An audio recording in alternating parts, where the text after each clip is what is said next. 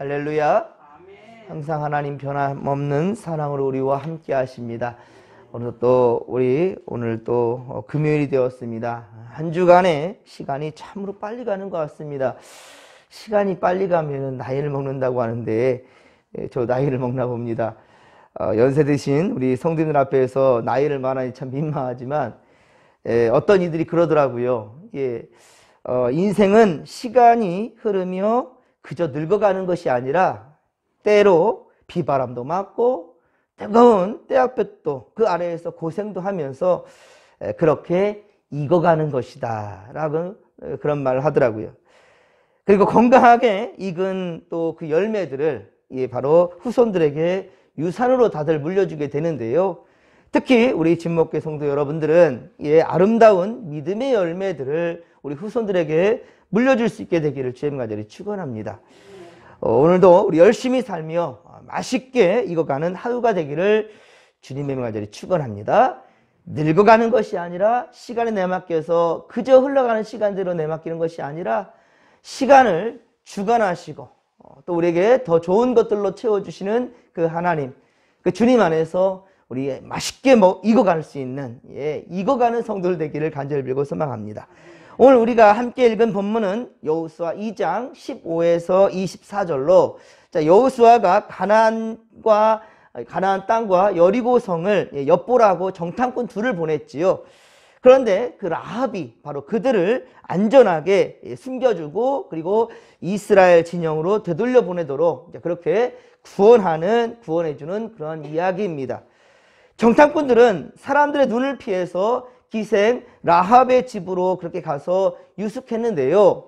이것을 의심한 어떤 사람들이 이 둘을 여리고성의 그 왕에게 보고하게 되지요. 그래서 위험한 상태에 놓이게 되었습니다. 근데 사실은 이곳이 어디였는가? 오늘 말씀을 본다면 15절에 보면 그 여인의 집은, 기생 라합의 집은 벽에 그 성벽 위에 있었다라는 거예요. 그러니까 그 집이 성벽 위에 있었다라는 거예요. 그러니까 그 한 성에 여러 곳도 많을 텐데 특별히 성벽 가까이에 있었다니 바로 줄을 내려서 도망갈 수 있도록. 그리고 이것 또한 역시 하나님의 역사이고 은혜였던 것을 우리가 볼 수 있겠죠. 라합은 지붕에 벌려놓은 이 3대 사이에 이들을 숨겨놓았어요. 언제 또 사람들이 들어닥칠 모르는 그런 상황 가운데 있었습니다. 이에 라합은 훗날 이스라엘이 가나안 땅을 그렇게 이제 차지하게 될 때 자신들의 가족들을 돌아봐달라. 자신의 가족들을 돌아봐 줄 것을 그렇게 부탁하였지요. 왜냐하면 라합은 하나님의 은혜로 이스라엘 백성들이 반드시 분명히 가나안 땅을 차지하게 될 거라는 확신이 그에게는 있었기 때문이었죠. 그래서 라합은 15절에 보듯이 자신의 집은 성벽 위에 있었기 때문에 그들을 그렇게 창에서 줄로 달아 내렸고요. 그들의 약속대로, 그들이 해주는 말대로 창에 그렇게 붉은 줄을 매달게 되었습니다. 그러니까 이 붉은 줄을 맨 것은 닥쳐가지고, 그러니까 이스라엘 백성들이 이 여리고성을 정복하게 될 때 그때 닥쳐가지고 맨 것이 아니라 21절에 보면 라합이 이르되 너희의 말대로 할 것이라 하고 그들을 보내어 가게 하고 붉은 줄을 바로 창에 메었다라는 거예요. 여러분들, 그렇습니다. 그때 닥쳐서가 아니라 항상 범사에 주님의 고마움을 생각하고 주님과 함께 동행할 수 있는 그런 그리스도인들이 되어야 된다는 사실을 우리는 잊어서는 안 될 것입니다. 그렇습니다. 그것은 애굽의 장차 재앙의 때에 심판의 천사를 피하기 위해서 바로 6월절 때 그랬죠. 그러니까 그 죽음의 그림자가 지나간다라는 거예요. 어떻게 할 때? 이스라엘의 집의 대문, 문 좌우 또한 문설주와 문상하 인방에 그 양의 피를, 양의 6월절 어린 양의 피를 발라놓은 그것과 같은 거예요. 지금 이것은 그 피로 말미암아 하나님의 마지막 심판 때의 진노를 그렇게 피하게 되었지요. 마찬가지입니다. 이스라엘 백성들이 바로 가나안 땅을 차지하게 될 때에 창틀에 그 붉은 줄을 매달는 바로 라합의 집만은 공격하지 않았다라는 거예요. 않게 된다라는 것이죠. 그리고 이것이 바로 구주 예수 그리스도께서 십자가에 달려 돌아가시면서 흘리신 보혈의 피를 상징하는 것입니다. 히브리서 9장 22절에 피 흘림이 없은즉 사함이 없다. 사함이 없느니라 라고 말했던 것처럼 라합은 목숨을 걸고 여호수아에 보낸 두 사람을 살렸고요. 그리고 예수님의 피는 인류의 대를 대속하였듯이 바로 그들이 그 살림받은 그것을 보답하고자 바로 그들의 이 창틀에는 붉은 줄을 매달라라 라고 말했던 것이죠. 왜? 라합은 목숨을 걸고 이 두 사람을 지켜내고 살려냈던 거거든요. 22절에 보면 정탐꾼들은 라합의 도움으로 그래서 산으로 피하게 됩니다.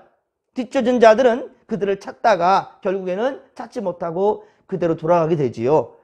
그리고 정탐꾼들은 라합의 말대로 어떻게 산에서 3일 동안을 그렇게 보내게 됩니다. 16절에 보면 그렇죠. 이렇게 산에서 사흘 동안 숨어 있다가 가라고 그렇게 말했던 것처럼 22절에 보면 그 여인의 말처럼 뒤쫓는 자들이 찾아가서 사흘 동안 그렇게 헤맸지만은 찾지 못하고 돌아가니까 그때서야 이제 안전하게 바로 이스라엘 진영으로 돌아가게 되지요.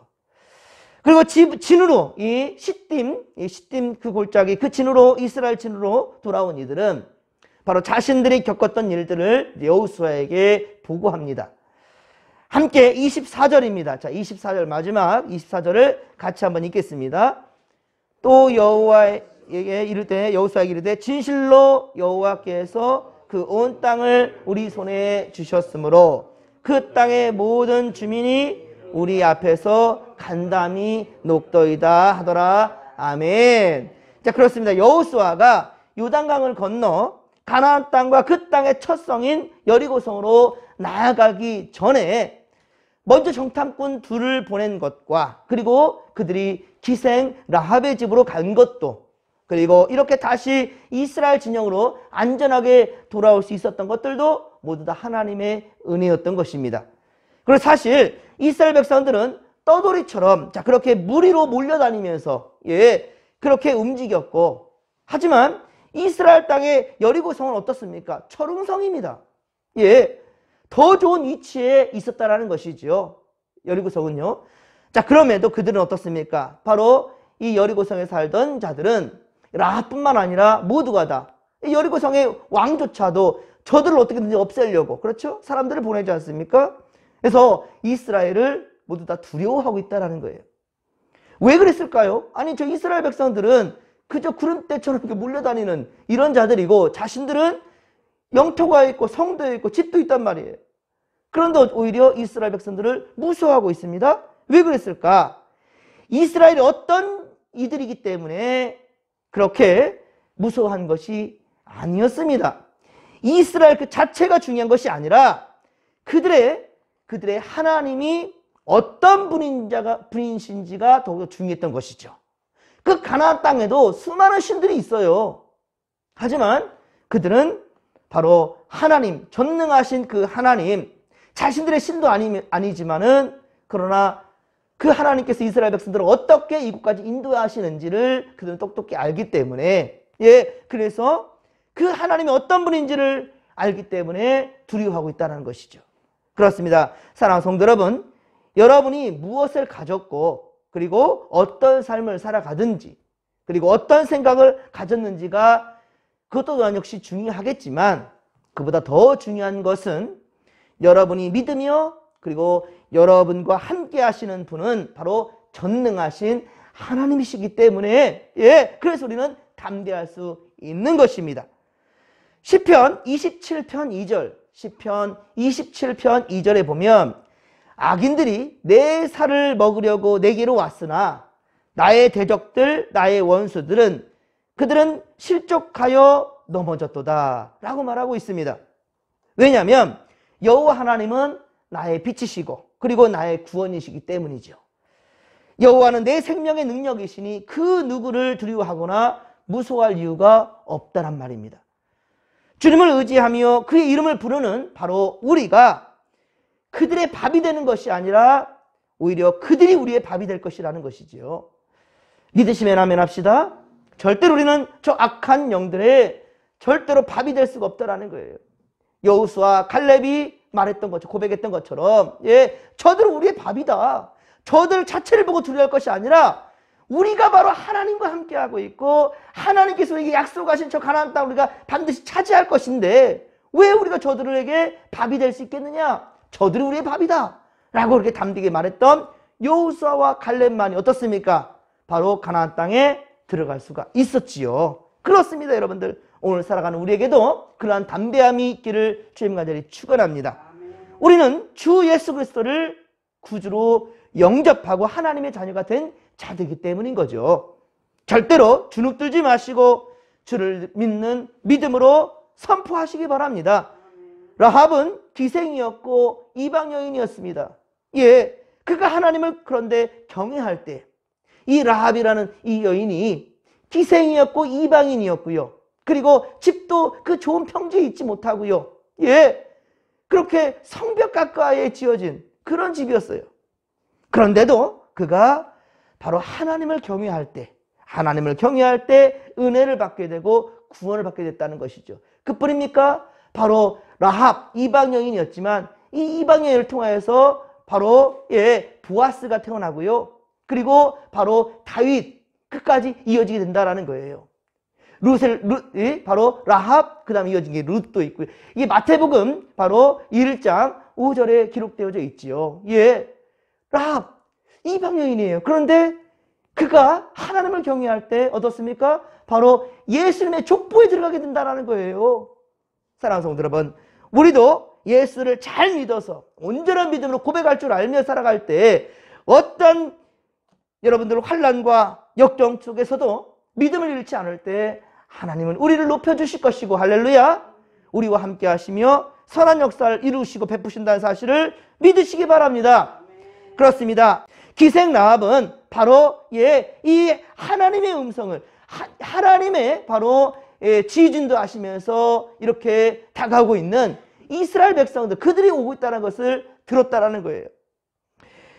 여러분들, 이 이스라엘 백성이 광야에서 나온 일과 그리고 광야에서 애굽에서 나온 일과 광야에서 그 이루어졌던 그 일들을 듣고 하나님을 알고 그리고 굳게 믿음으로, 그래서 여호수아가 보낸 두 사람을 숨겨주었고 보낼 수 있었던 그런 라합이었단 말입니다. 마태복음 10장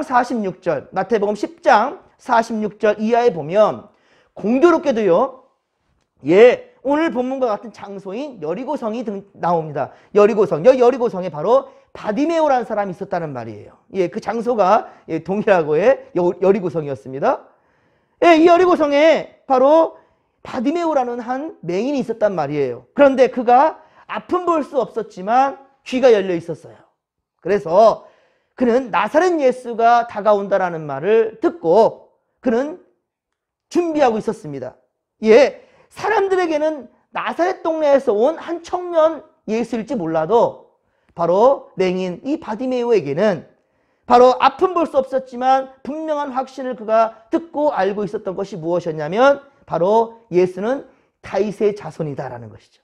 다윗의 자손, 즉 메시아로 그는 믿고 있었다라는 것이지요. 그래서 그는 예수님이 제발 자신을 돌아보기를 바라면서 앞을 볼 수 없으니 예수님이 어디 있는지를 모르지요. 그러니까 자신이 알아서 소리를 치는 거예요. 고래고래 소리를 치는 거예요. 다윗의 자손이여 나를 불쌍히 여기소서. 시끄럽게 막 떠들면서 소리를 질러대는 거예요. 사람들이 만류할 때 더 크게 소리를 지르는 거예요. 그래서 자신을 돌아볼 수 있도록. 그럼 기도할 때도요, 여러분 정말로 절실한 기도의 제목이 있거든. 외치십시오. 주님 제발 나를 좀 돌아봐 달라고. 사랑하는 성도 여러분, 우리도 외쳐야 된다는 거예요. 외쳐야 된다는 거예요. 주는 그리스도시요 살아계신 하나님의 아들이심을, 나의 구세주가 되심을, 할렐루야, 나의 구원자가 되시는 주님을 분명히 똑똑히 아시고 믿으시고 외치십시오. 그 이름을 부르는 자가 구원을 받을 수 있는 것입니다.